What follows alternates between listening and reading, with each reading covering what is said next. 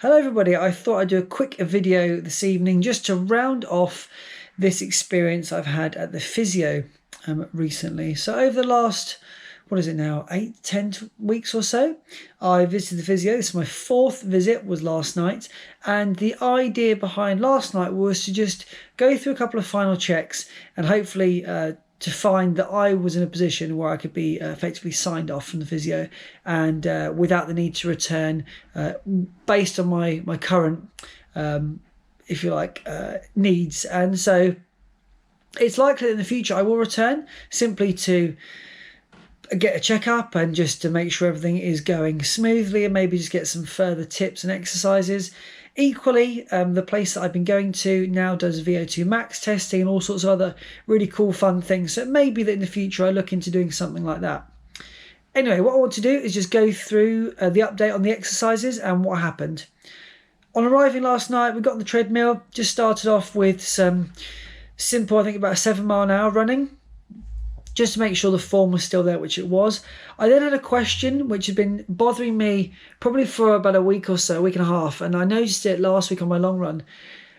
I'm now aware of the correct technique for running, and I was finding it really difficult to run at a slower pace without just feeling like I was plodding or awkwardly trying to lift my feet. I just got a little bit confused.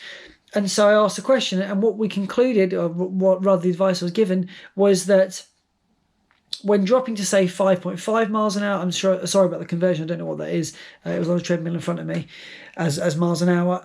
It's about keeping the cadence high, not dropping the cadence and finding myself kind of plodding along, and just keeping that quicker leg turnover, which I know it seems really obvious, but for me, I'm still trying to learn, and it didn't quite trigger in my mind that made sense to do so. But once I was on the treadmill, had a little go, and it just felt really smooth, really comfortable, and I just let my legs fall into the motion they need to fall into. We then put it on a nice 8.5 mile an hour, I think, speed, just to see what my legs would do. And naturally, I just moved into that motion of leg turnover and the way that I need to position my body and just kind of letting things flow and feeling very natural in the arms. So I was really, really pleased with that. And as far as the physio is concerned, he was very pleased with the progress that I've made. And it's still mind-blowing to me. The transformation, it's really, really hard to comprehend that actually over a short period of time, I've been able to make such a massive difference to my running form without having to do too much work. It's been a bit more of a mental game, really, just making sure I don't fall into bad habits. But it's been sensational. I've been so impressed with it. And for the amount of money that I've spent, what would it be now? Just over £100 for the 4 sessions. It's so worth it. So worth it. And I appreciate that I'm maybe in a position which means I can afford to pay for physio, but even to have, those first 2 sessions, I learned so much that to implement it was just, a real special moment. Even last night, just to look back and think, wow, I've made a real difference to my running style and hopefully my running ability and my ability to run in a more comfortable way, a more effective way, a more efficient way, and that should see me through looking forward into the future. And we were speaking about the ultra last night as well that I'm doing next year, and he said, being able to walk, run, and combine those techniques and making sure that I am being as efficient as I can as a runner. He was actually talking about the fact that if you start to drop below a certain mile an hour, it could be 5, I'm not entirely sure, it's actually better to be walking rather than trying to jog, run. It doesn't make sense to do so. But he said that he works with 100-mile runners, people who've been recently doing the Ultra Mont Blanc series and all of those things. So we're talking about somebody who's a professional here and works with people who are at varying abilities but have the goal, of course, to be injury-free and to be as best as they can be when out there on the roads, the trails. Anyway, let's dive into a few of the exercises. Again, I will hopefully follow this up with a more of a clearer routine, but I do need to just get a couple of pieces of equipment that will support me in my quest. I will also check now to see if it's on the app already. I did delay recording this video just in case. Here we go. All right, so I was doing the crab walks before with the resistance band around the shin, and now dropping that down to around the toes, and that was a challenge, but a really good challenge. So that's going to be happening now. Resistance band around the toes, moving left, moving right, as many times as that may be. I am doing a single leg squat with a weight of 8 kilograms. That was with a kettlebell, and just dropping down. That was interesting. I did actually really enjoy that. So sorry, I'm not holding it like this, I'm holding it like this.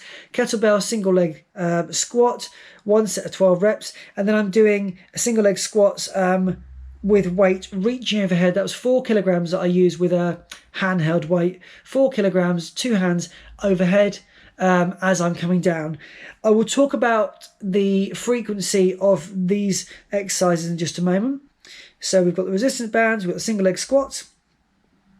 When I do my pendulum move forward, and I was before placing a foam roller, this time I'm placing a weight, so I'm going further down. I've also got the additional resistance against me, and yeah, the additional weight does make a difference. You'd think it wouldn't make so much difference, but it actually did for me. So that's going to be happening, and that is a set of, oh, let me try and find where that is. Don't know where that is, but that, as you know, goes forward 45, forward 45, forward 45, forward 45, change legs. So that will be happening. I continue to do my stretch against the wall, continue to do my quad stretch. Sorry, I'm a bit today with my garbling language. Also doing some single leg bridges, laying on the floor and raising left leg and raising the right leg. You should be familiar with what the bridge is. I could show you the video, I suppose, because it is on here. What was this one here? Let's have a Stand tall quick with look. one leg just behind the other at shoulder width apart, holding a dumbbell in each hand. Your forward leg is the stance leg, and the rear leg should be one large pace behind your body, with your heel raised and your toes slightly touching the floor. Stretch the rear leg backwards whilst counterbalancing with a forward lean of the trunk, and reach forwards, lowering the dumbbell to your shin. Yeah, so that was what I was explaining before. Sorry, the way it was written, it seems to have appeared twice. That confused me slightly. Anyway, that was that. Bridge, quad stretch, resistance band, single leg squats, and the last one is hopping. So I'll just pause that. This is really interesting. Hopping one way, reverse, hopping back, swap legs that way and back in a single line. And I thought, oh, I'm going to be an absolute pro at this. Hopping, how difficult can that be? I did need to make sure I was a little bit more on the ball on my feet rather than landing too flat and too heavy. And then came a challenge which I thought, again, overconfidently, I could just do this no problem. Picking a single line, so the same line that you were just hopping down, but this time hopping either side of it on the way down with one foot, then swapping. Oh, it was so annoying. I really felt like I could be so good at it, but as it turns out, it requires some work, and that's okay.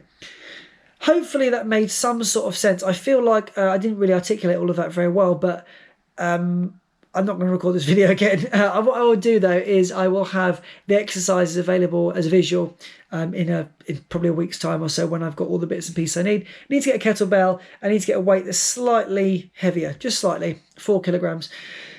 And so, yeah, that's the situation. And in terms of frequency, I was doing my exercises daily, and he said you don't need to do that. Once, twice a week is absolutely fine. It should be part of your training schedule that you set aside a day for strength work.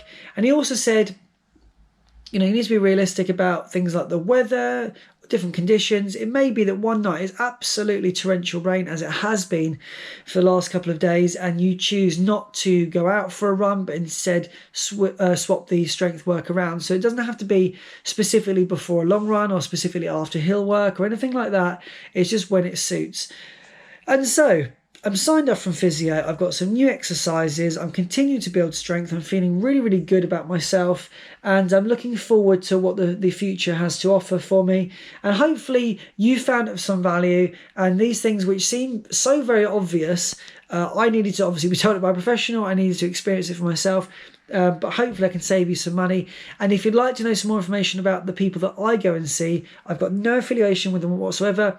But if you're in the Surrey area, I will put a link down below to their website. It's a running shop. It's also a kind of running fitness physio centre. Take care. See you soon. Have a good one.